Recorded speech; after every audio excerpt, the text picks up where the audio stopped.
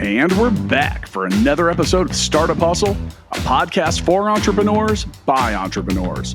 If you want to start, own, or build a business, then you're in the right place. We bring you the real truth about what it's like to take something from concept to launch. From growth, innovation, experience, failing, or winning big, we've got you covered. So let's get down to business with another episode of Startup Hustle, brought to you by Fullscale.io.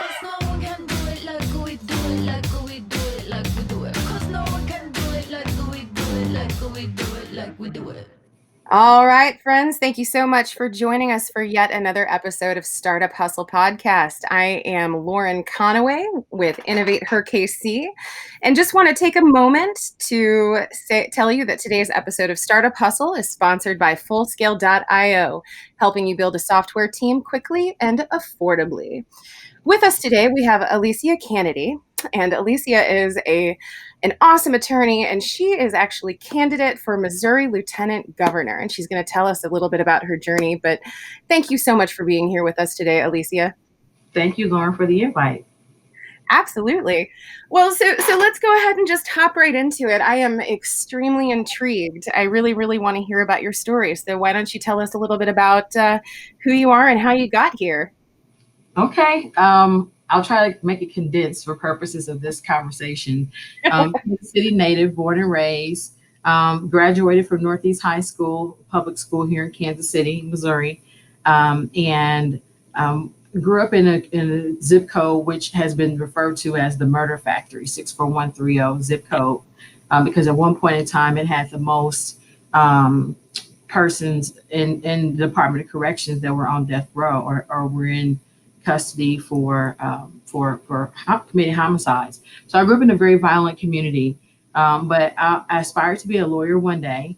And my interest was on community and economic development, doing things to rebuild my community and make change. I took the long road to become an attorney, but graduating high school, I started working full time my junior year of high school to help my mom out. I was raised by a single parent, and became an entrepreneur very early. Bought my first house at 18, started my business by the age of 20, and had a very entrepreneurial mindset. But because I always had a strong conviction about how to improve my community, I got involved in advocacy issues. And so I had the flexibility as an entrepreneur to get involved and go to community meetings, and began to learn what advocacy really looked like to create change, whether it's public safety, making sure there was investments in my community, because I was a business owner. I wanted to make sure that, the conditions around my business were kept up really well. I ultimately went to law school, closed my business, went to law school. And when I came back from law school, I went to law school in South Dakota. I'll tell you guys about that later. Ended up in the prosecutor's office, didn't do the community and economic development work I wanted because the real estate market was trash when I graduated in 2010. Went and got some trial experience as a prosecutor and worked on community justice. So that's kind of how I came around the other way of the community and economic development. And so I was working on providing solutions for a community as a prosecutor. And I realized that many of the issues we were dealing with were symptomatic, and we really had to address the social and economic issues. So again, applying that entrepreneurial mindset to problem solving is really what led me to politics, because you want to make change, you be at the table where changes are happening. And so I have the privilege now of working to create opportunities for entrepreneurs and disadvantaged communities and improving education and a number of other things. And so now I'm taking that fight to Jefferson City in this upcoming election. That is amazing. So I have to tell you, one of the things that I think I admire most about you, and you and I have talked about this before, is the fact that you apply both entrepreneurial tendencies and a deep heart for wanting to help and make the world better, particularly for disadvantaged communities. And I think that's a really interesting lens through which to view your work. And so I find that so impressive. Where do you think that came from? I will say, I grew up in a very unique perspective. I had a very supportive family, and while we didn't have a lot, I didn't really recognize how much we didn't have, right? And so being in a nurturing environment, it provides a level of confidence. And when I would see others that didn't have the same opportunities, or that may have had, have less than what we had, I've always been the person to speak up for those individuals. I've just been that way all my life. But I think when it comes to dealing with social and economic issues, we can't continue to take the same approach in dealing with them, expecting the elected official to solve all the problems. I think that the business community and Joe citizens like you and I, who are closest to the issues, are better able to solve them with the right resources. And so that's kind of where I found my lane, speaking up on issues, working with other stakeholders to help make things happen, because you have to do that as an entrepreneur, right? I didn't get a business loan when I started my first business. I had to find ways to make it happen. And it's the same way when you're trying to solve community problems. You have to find ways and partnerships to make things happen effectively. Yeah. Well, and this is not your first foray into the political realm. You served as a city councilwoman for the city of Kansas City for how long? 4 years. Mm-hmm. Yeah, I won my first election. First time out. That's amazing. So tell me, first of all, what inspired you to run for city government? Again, when I was in the prosecutor's office, I was assistant prosecutor in Jackson County, Missouri. And the elected prosecutor hired me on our executive staff to work on community justice, working with neighborhood groups to proactively address violent crime, which is an awesome opportunity, particularly as a young lawyer. And I was able to go back into the same communities I grew up in, and provide some resources and solutions.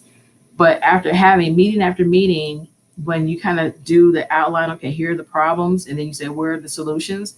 I spent maybe 6 months meeting with stakeholders to find out who owned these problems, who had ownership and responsibility of providing resources or addressing these key issues, whether it was dealing with at-risk youth, or dealing with blighted properties, or dealing with all these social and economic issues. You had a large population of people who were coming back from prison with reentry. And it was really challenging to match up organizations and entities that had ownership of these issues. And that was really surprising, but it explained why the conditions were the way they were. There were groups that had received funding to do the work, but didn't have the relationships or have the effectiveness in the community. And then there were groups who were close to the problem and wanted to do the work, but just didn't have capacity. And so after kind of seeing how this hodgepodge was happening, and then you had groups that had the overarching understanding of what was happening, but had not been dedicated to being solution oriented. They were just advocates on issues. And so I decided to run for city council, because after meeting with people for 6 months, they were like, well, the council person really could be the person to convene and coalesce all these things. And that was true. And so I ran for city council to do just that. And I really enjoyed that experience.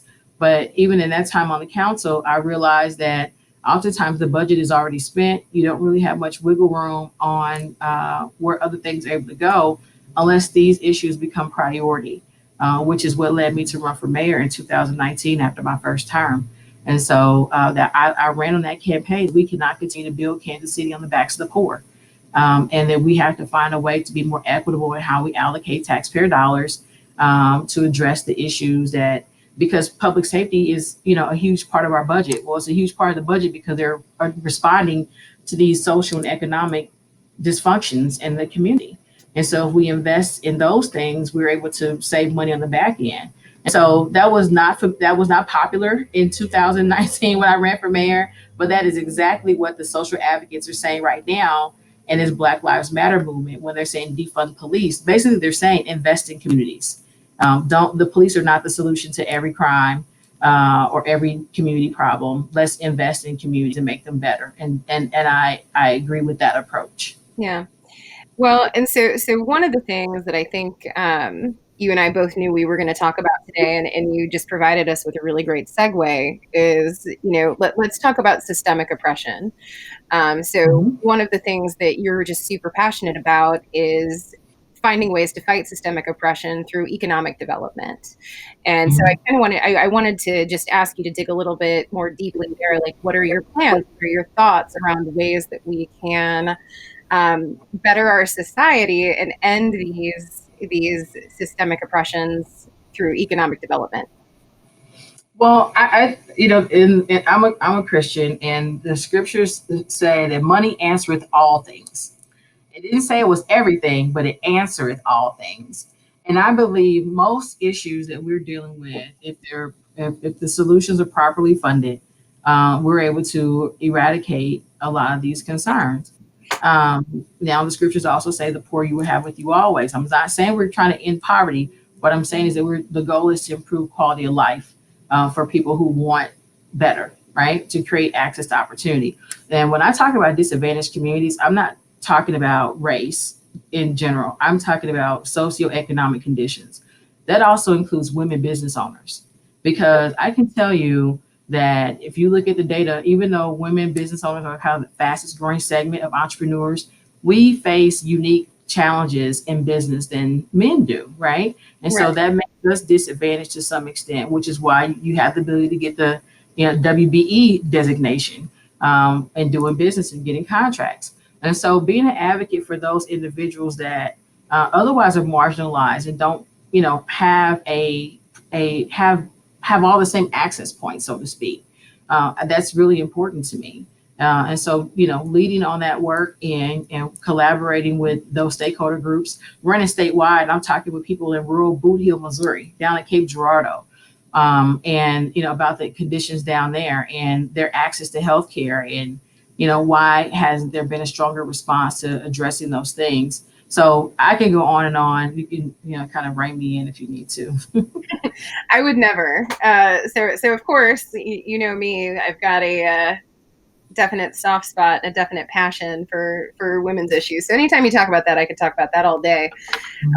Well, so do you have any, I know that you're kind of in the midst of campaigning for lieutenant governor at the moment. Do you have any specific economic plans or specific paths forward that you want to talk about?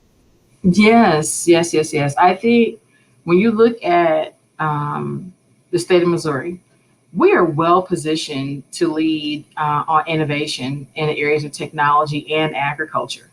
And I think that it's important for us to prioritize those initiatives to make sure that we are attracting the best talent. We have some of the top universities, learning institutions in the country here in the state of Missouri.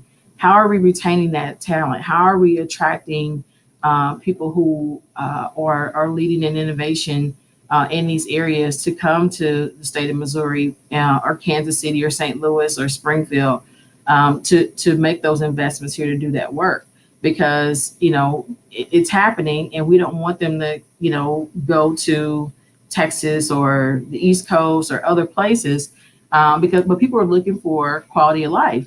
I think Missouri has the ability to offer a really good quality of life. It's still very affordable, but we have to be intentional about how we allocate our public dollars to encourage and support startups, as well as to provide opportunities for expansion opportunities as well. And so when you have those opportunities in place and you're leading on innovation and technology and agriculture, that creates economic opportunities in other realms as well. So that's communications, that's suppliers, there's so many other things that come along with that if we're able to grow businesses here locally and support our own, for lack of a better word. I think that has to be the number one thing that we look at, because we have to be able to grow the pie because the needs are so great. Another way that we do that is by expanding Medicaid. That issue is on the ballot, thank God, August the 4th. What that means by expanding Medicaid is that we are able to ensure those 100,000 children that the current governor dropped from the Medicaid rolls. This provides access to affordable, quality health care for working families that otherwise can't afford insurance in the private market. It also helps provide funding for rural hospitals and people in those communities that currently have to drive an hour or 2 hours to get to a quality healthcare facility that they can afford. The business case for expanding Medicaid suggests that the net return to Missouri is about $2 billion in jobs and medical facilities. We've closed at least 8 hospitals in the last year and a half here in Missouri because of inadequate funding for healthcare. we need to expand Medicaid. It doesn't matter what your party affiliation is. It's money on the table for us. It only benefits us, and it helps improve quality of life for so many Missourians, particularly those outstate. Kansas City's fortunate because we have the health levy. We have really good safety net clinics and hospitals in Kansas City, but that's not the case across the state. So advocating on those issues. And then lastly, but most importantly, dealing with gun violence. Again, still neighborhood issues are near and dear to my heart. We have to look at how we're going to put in some sensible gun safety laws in the state of Missouri. And it's not just gun violence in urban communities. Missouri has 3 of the top deadliest cities in the nation, the top 15, Kansas City, St. Louis, and Springfield, Missouri. Believe it or not, Springfield, Missouri is number 15 of deadliest cities on the FBI list. That's unacceptable to have 3 of your largest cities on the top 15 list. And Missouri is, literally in the middle of the map. And, you wouldn't necessarily assume that here, but that speaks to the climate and the legislators' unwillingness to do things to push forward legislation on sensible gun safety laws. I believe in the Second Amendment. I think people need to have the right to carry. But when we see the effect of that is that gun-related deaths are the number 2 leading cause of children. That gun violence is the number 1 leading cause of death for Black men. It's one of the top leading causes of death for white men, and women of color are 5 times as likely to be murdered in domestic violence with a gun than others. So it's a problem that we need to figure out how we're going to solve it. And again, this is another issue that's going to require bipartisan support because this is affecting everyday people's lives, Sure. Not just one group. Well, and I love what you're saying. So talk to me a little bit. I want to dig a little bit deeper here. When you talk about sensible gun law, sensible gun reform, what specifically are you referring to? I think we need to have some honest conversations about what's happening. The answer is not take away guns. That's not the answer, right? So let's just get that out there. That's not the answer.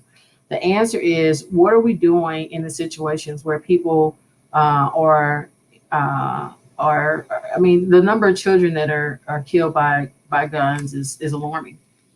It's alarming. So that's a problem right there. And so what do we do in those situations to provide either better education or more accountability to mitigate those situations from happening? Because that's what we've got to deal with. These are innocent children, and maybe an irresponsible parent or something, or they maybe they're curious children, and we're just not handling our right to have a gun in the house in a way that keeps our kids safe. That's number 1. Number 2, instances of domestic violence. Again, women are 5 times more likely to be murdered with a gun in a domestic violence situation. I don't know if the answer to that is us being more intentional about how we handle the arrest and prosecution, or about how we handle those persons who are the aggressor and their ability to have a gun. It's a hard conversation, but we need to look at it holistically and figure out what are the best interventions on how to deal with that. And then as we talk about, gun violence in urban cities, that's a whole nother conversation because I believe that is a very complex issue and one that we need to have those who have been impacted by gun violence and those who are called to enforce on it. And that includes the judge, the jury, the prosecution. Everybody needs to be lined up around this table to have the conversation about how do we begin to address it. Because I don't believe that guns in of itself kill people, because, I'm a gun owner. But I think that you have people who have access to firearms that may not demonstrate the highest level of competence on how to handle, when they're upset. The first thing I do is not get my gun when I'm upset. How do we better vet those, who has access, and how do we determine, kind of like their risk levels? We were talk about mental health checks and things like that. Now, that doesn't solve all of them, but I think it at least trains people to say, yes, you have a gun, but this is what is okay and not okay, to use it. Like police are trained, you don't put your finger on the trigger unless you plan on pulling it, right? Like you hold the gun, but you don't put your finger on the trigger. That way there are no accidents. You're trained on how to handle the gun. Some people have guns and aren't trained, don't know the proper way to use them, or the right perspective on when it's necessary. And so I think those are opportunities for us to look at that. Yeah. Well, so I'm gonna switch lanes a little bit because I want to delve more deeply into your plan for entrepreneurship. So here in Kansas City, Casey SourceLink, every year they put out a report called the We Create report, and it kind of drills down on numbers insofar as how entrepreneurship and startups spur economic growth here in our city. And I think last week's report said that startups and entrepreneurs were responsible for 60% of net new jobs in the Kansas City area. And so that's a huge economic driver. It's a huge economic opportunity, and yet you still see large corporations receiving a lot of tax benefits, receiving a lot of incentives to, build in certain areas and grow in certain areas. And so I wanted to hear your thoughts on that, and then maybe hear some of your plans for, if you're to win that lieutenant governor seat, what are some of your plans to spur that economic growth statewide?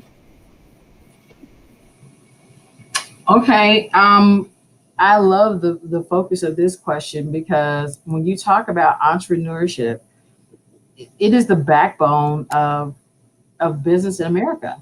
And when we are able to create an environment that cultivates a support system for entrepreneurs, that provides resources for them to be able to compete competitively with adequate resources, to be able to thrive, essentially, I think you end up with a much different environment. I mean, we look at Silicon Valley and what was it, the result of that, by them creating this climate, this culture that encouraged this competitiveness and innovation there.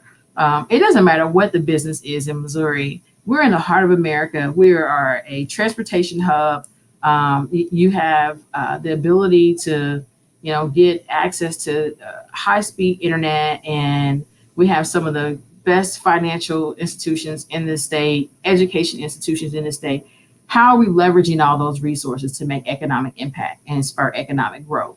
I think when we talk about the overall agenda for the state of Missouri, as a lieutenant governor, you have the responsibility to promote tourism for the state, which is extremely important. But I also have the ability to advocate on issues that are going to improve quality of life and economic growth opportunities. And so those are the things that we have to continue to push down the road.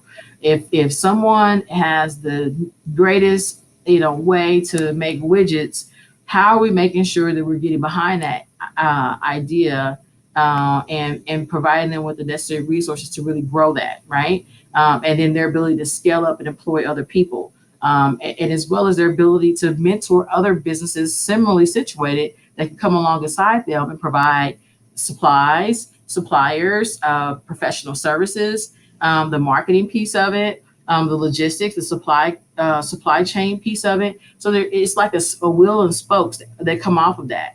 And so for us to begin to look at it in a much broader way on how we're going to be intentional about growing these opportunities, because so oftentimes good businesses are doing great business here in Missouri or in Kansas City, and then they're doing business with the other pieces, the ancillary businesses outside of the state. And so how do we better coordinate to make sure we're all working together to grow the economic base here in Missouri in that same way, adding job growth opportunities, increasing the number of women business owners in the midst of that, and creating a very healthy culture of competitiveness where we are leading on innovation and technology here in the state. Yeah.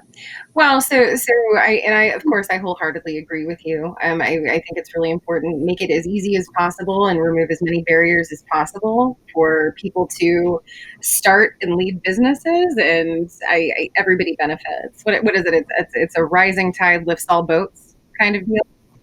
That is what they say. That's what they say. But one of the things that we recognize, and you've been a part of this conversation during my time on the city council, when it comes time to budget time and we're looking at how much are we investing in small businesses, it doesn't reflect our narrative, right? The commitment has to match the rhetoric. And what we saw in Kansas City during the budget process, my last year on the budget cycle on the council, 2019, and even what we saw this year in 2020, there's a big fight. You're competing in so many other things to get a piece of that pie. Even though the return on investment, what small businesses bring back to the general fund and earnings tax and otherwise, the business case is there for them to, be more investments to be made. But understanding how to advocate for a comparable allocation of dollars. That starts way before the budget process starts. That starts with educating the policymakers and legislators on what the business community is doing, not just the economic impact, but also the cultural impact, the job growth numbers, so that they already are educated when they're looking at those line items to say, okay, this group is adding value to the community. How do we add value so they can do more? And I think that's going to be one of the key things as we go forward, getting the entrepreneurial community to be able to pivot into that space. Because oftentimes we're technicians. When I was in the salon industry, I was a technician. Even as a lawyer now, at my private practice, I'm a technician in a number of ways. But you have to carve out time to align with others to do the advocacy and do the lobbying, so to speak, to get the requisite respect of the government entities. Yeah. Well, and so I think so one of the things that you and I have talked about in the past, and you and I have been in on several conversations around budgetary allotments and allocations. But so I think one of the challenges to overcome or opportunities that the entrepreneurial community has is figuring out a way to communicate that data in a way that is palatable to our civic leaders, our elected leaders, to our community stakeholders, finding that healthy mix of quantifiable and qualitative data to be able to share. And so I'm wondering if you have, do you have any stories or any anecdotes about kind of effective advocacy in the entrepreneurial space that you've seen? Yeah, I think in a situation such as that, and like you said, we've had a lot of conversations about it. Because most entrepreneurs are new to this approach, one of the easiest way to be able to explain the value add is through storytelling. And here is David, and David was unemployed and had been for a number of years for whatever reason. This small business was able to give David an opportunity. Now David is able to provide for his family and is, self-sufficient and is adding value and is, whatever, maybe the manager now. I don't know. Here is this community that was otherwise blighted, and this entrepreneur came in and saw vision and took this dilapidated building and turned it into something that was productive, that provided fresh and healthy food for this community, created some jobs, and really sparked the revitalization of others to come alongside them. And here's been the overall economic impact. Now you have, a half a block that's been redeveloped as a result of it. These are the tax revenues that are being generated from these parcels that otherwise weren't producing anything. I mean, you do it twofold, right? And then in addition to that, you also have to be mindful about, providing them with the data, the numbers, right? And so some people see numbers, and if they're not, enough commas in them, they don't think it's significant. But with small businesses, it's not always a lot of how many commas is involved in it. It's how much impact and social impact were a result of those investments that were made. Particularly when you don't have any large backing behind you. Some people are using their savings. Some people are bootstrapping, working full time and doing their businesses. And then, in business owners are not just brick and mortar. Those small scale developers that are revitalizing those blighted neighborhoods I talked about in the beginning that I wanted to improve, those are small businesses as well. All those LLCs, those are small businesses that are going in and revitalizing and providing affordable housing in a lot of these communities. And so it all works together, because you're not going to most people are not inclined to put a business that they want to be successful in a high risk, high crime community. And so someone has to go in and be willing to make that initial investment to clean it up. Those are entrepreneurs. And so how do we motivate them and incentivize them to be those pioneers in that way, to go in and be the first, so that it can spark the economic development, be the catalyst for economic development that we all want and desire in our communities. Yeah. Well, so of course I love talking to you about this stuff. It always makes me feel so passionate, enthusiastic. You get me fired up. So once again, I'm gonna switch lanes on you a little bit. I want to talk to you about your leadership journey, because I think that you're so interesting in that, you started off as an entrepreneur, and then you were a lawyer, and then you were a politician, and you've been all of these things and done all of these things. And I can't help but think that, you have such a wide range of knowledge. Mhm. And it feels like you have a lot of like curiosity and passion to attack things from different angles and through different lenses. And so I'm just kind of wondering, where do you think that came from? Well, first of all, do you think that's correct? And secondly, where do you think that came from? I think that's a fair assessment. That I am very passionate about empowering others and improving quality of life. Very much so. I think it's fair to say. Where did that come from? I honestly believe it's just a conviction that I got, just a conviction that I've had for a long time. Like I said, I can think back to when I was in school, sticking up for people, getting in trouble, standing up for somebody else who either couldn't or wouldn't speak up for themselves. Anytime I saw, something that was unfair, speaking out for those things. And so that's what made me say, okay, well, I'll be a lawyer, because that's what lawyers do, right? But then I also wanted to improve quality of life in other meaningful ways too, because my undergrad degree is in finance. And so when I began to understand that most young people who grew up in the environment that I did aren't likely to have the outcomes that I've had and the successes that I've had. And it's not because they aren't intelligent. It's not because they aren't hardworking. It's a lot of time because they aren't exposed to the opportunities. And so how do we more effectively inspire these young people to do some great things? How do we more effectively expose them to ways for them to plug in and create change in their community and add value to society? How do we uplift these families that want to remain in these communities and help make it better? Because again, I'll go back to what I said before. The elected officials don't have all the answers. They don't. Just like when you asked me about gun violence, what do we do? I didn't say I had the magic answer. I said we need to line everybody up who's impacted and involved, and let's have an honest conversation about what we need to do. Because I have an approach, but it's limited. I'm not the person who shot someone or had been shot. Their answer is going to be something different. And so I firmly believe in anything that I'm doing, using my platform to empower others to create change. And so I like that you said that you're inspired by our conversation, because while you're an amazing entrepreneur and collaborator, and you're very innovative, I also want you to be comfortable using your voice to create change in your area of influence as well. And so you're doing that through this podcast, bringing thought leaders to the table, but you're also going to be able to do it more effectively as it relates to policy and allocating funding, because you're going to have some really meaningful stories to tell and examples to share to be able to demonstrate why this work is important. Yeah.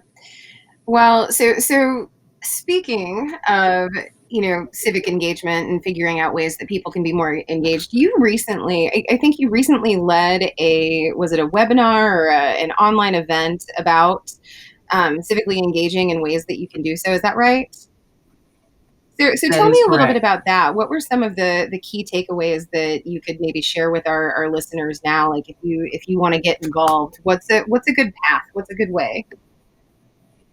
Thank you for referencing that. And that was done on Facebook Live. You guys can check it out on my Alissia ESQ page on Facebook. And it was shifting from protesting to empowerment. This was, a couple of weeks ago. We were at the height of the protests that were going on here in Kansas City. And some people were like, why are they protesting? And some people were like, well, when are they going to stop protesting? And then there are people who were at the protest were saying, okay, what are we going to do next? And so people were looking for some direction. Okay, what does this look like? Do we protest forever? What are we asking for? And kind of going down those lines. And so I tried to approach those three key questions. Why are they protesting? They're protesting against police brutality. They're protesting against systemic racism in the areas of criminal justice, healthcare, education are the three major areas. And how are we going to challenge these systems on creating equity? So that was the why. And then there are people who were saying, well, when are they going to stop? Well, there's no intent on stopping until change happens in the areas of accountability when it comes to police brutality, and we begin to really address the systemic racism that exists in these core industries that impact quality of life for others. And then the question for those saying, okay, I was at the protest, I was there for 3 days, I got arrested, I got tear gas. That's a hard life. What else can I do? Because I can't sustain this indefinitely. Or I want to be in the protest, but the nature of the work I do, or because I'm high risk for COVID, it's just not really safe for me to be in those environments. And so providing access to other ways to use your voice for advocacy. And so those other paths I suggested was, while protesting is very effective to get the attention of policymakers, and you have a very clear call to action, there are people who are going to have to amplify those voices as well. And so those are people who are crafting the clear vision of what's being suggested.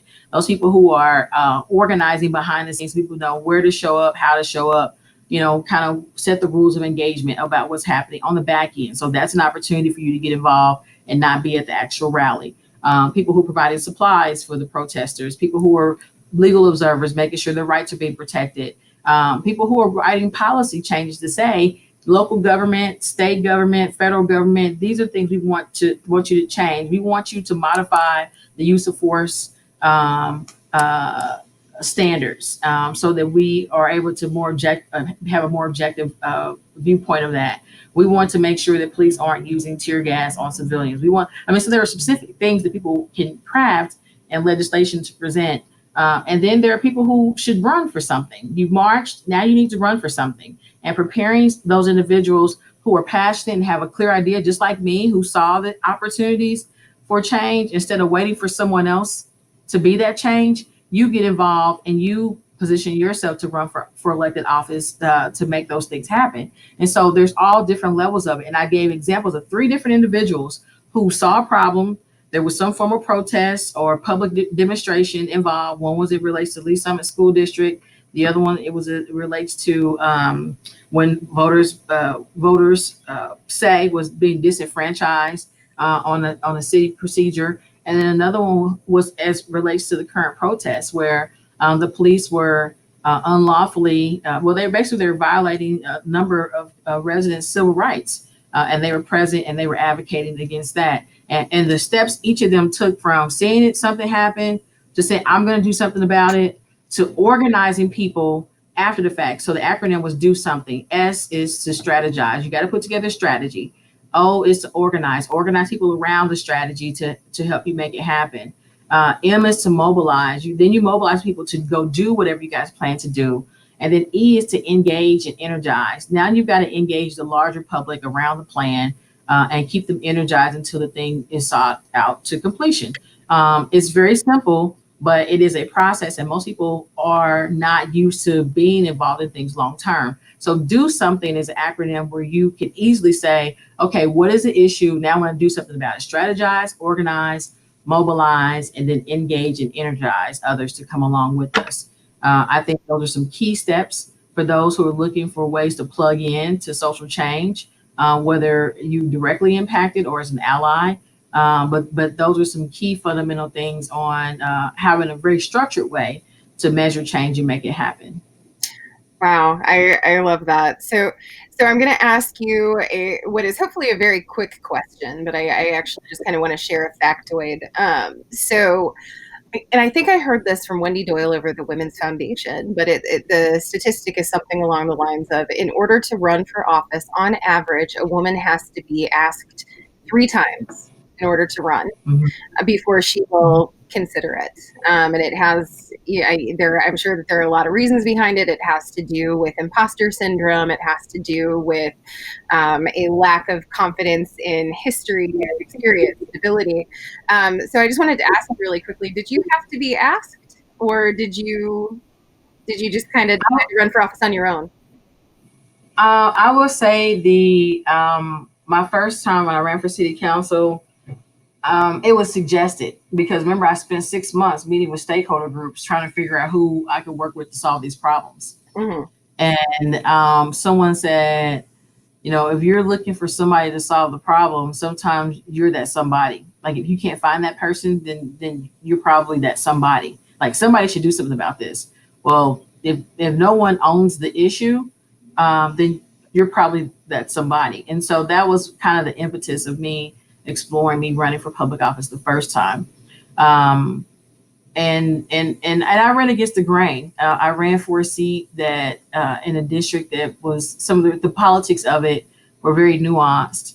I was the only woman who ran in a contested primary. There were 4 other people in my primary, I think. 4 other people in my, so I was one of 5, and I was the only woman. And I came in first in my primary against someone who was considered an elder statesman who had been in politics longer than I've been alive.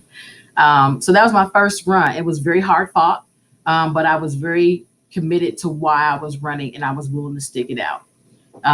The next election cycle that I was involved in, when I ran for mayor, I was not asked. I had enough experience at City Hall and understanding how the budget allocation went that I knew that another term on the council was not going to solve it. And I needed to be in a position to prioritize the budget concerns to address some of the things I thought were very important. I wasn't willing just to kind of sit on the sideline for another 4 years. So that's what, but now this race for lieutenant governor, I was asked to run because of how well I performed in the mayor's race and demonstrated the ability to draw from broad constituencies and how effective I campaigned. So each experience has been different. Yeah. All right. Well, so we are about to wrap up here, but I do want to ask you a silly question, and I think my question is going to be, Alissia, what is your favorite Kansas City food? Barbecue. Any particular restaurant, or do you not want to say? I have 2 favorites. I'll divulge. Gates Barbecue, because the Gates brand I've known it all my life, and it speaks Kansas City, and it reminds me of home. Another barbecue establishment I love the smoked wings from Jack Stack, and so that's kind of like my signature thing, and cheesy corn. And so something I can't get at Gates, that I'll go to Jack Stack for. All right. Well, Alissia, thank you so much for being here with us today. I just love talking to you. This has been great. Thank you for inviting me. I hope I've encouraged or inspired someone to go beyond being a business owner and also being a catalyst for change as well. I love that. And what a perfect note to close on. So once again, just want to say today's episode of Startup Hustle was sponsored by Fullscale.io. You can find us on Instagram at Startup Hustle Podcast or check out our YouTube channel. Thanks so much for listening, and we will catch you next time.